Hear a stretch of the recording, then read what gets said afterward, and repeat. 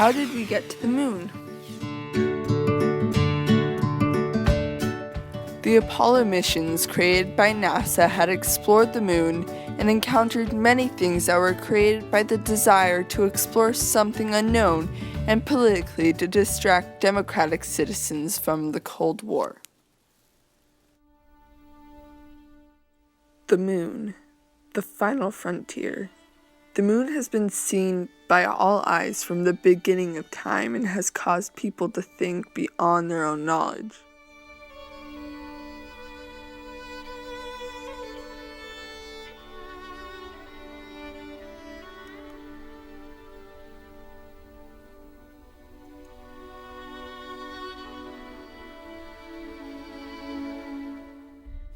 Because Hans Lippershey had invented the telescope in 1609, the famous astronomer Galileo Galilei made the first observation of the moon through his own telescope a few years later.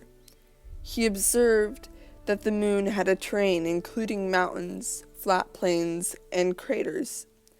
So the moon was a solid and its surface might be walked upon.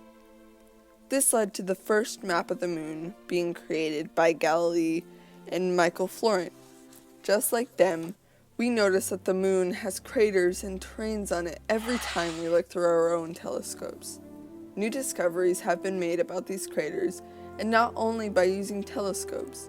NASA and other space organizations have flown people and probes to the moon, making it possible to obtain information on the moon.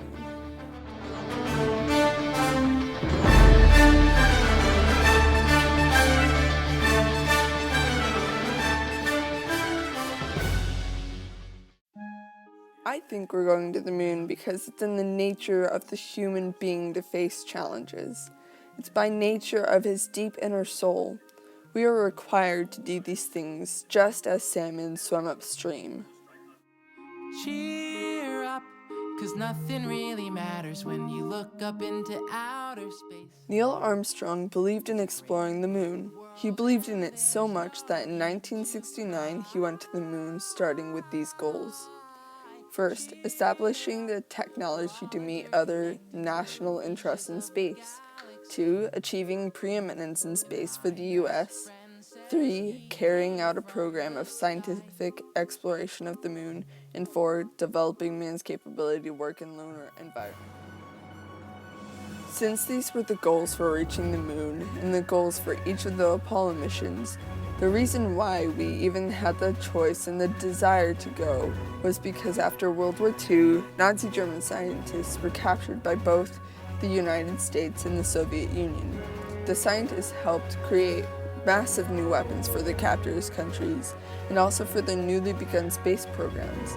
Hence, the space race during the Cold War begins.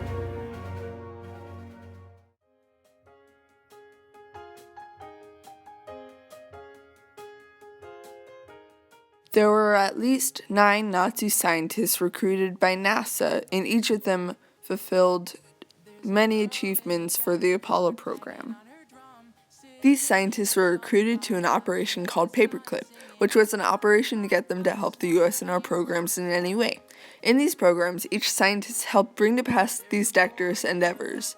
They built the V-2 rocket, the Jupiter-C rocket, supersonic wind tunnels, the Saturn V booster rocket engines and missiles, guided missile systems, the first guided nuclear air-to-surface missile, ablative heat shields, part of Hubble telescope, cabin simulators, pressure suits. They came up with space medicine, how being weightless affects people, and onboard life support, and launched many satellites. With both the US and the USSR fighting to keep up with the other space technology and progress during the Cold War, the space race provided a distraction for the citizens. This is why the President of the United States, President John F. Kennedy, asked that the Apollo program be made so it can impress the world further and be a distraction for democratic citizens.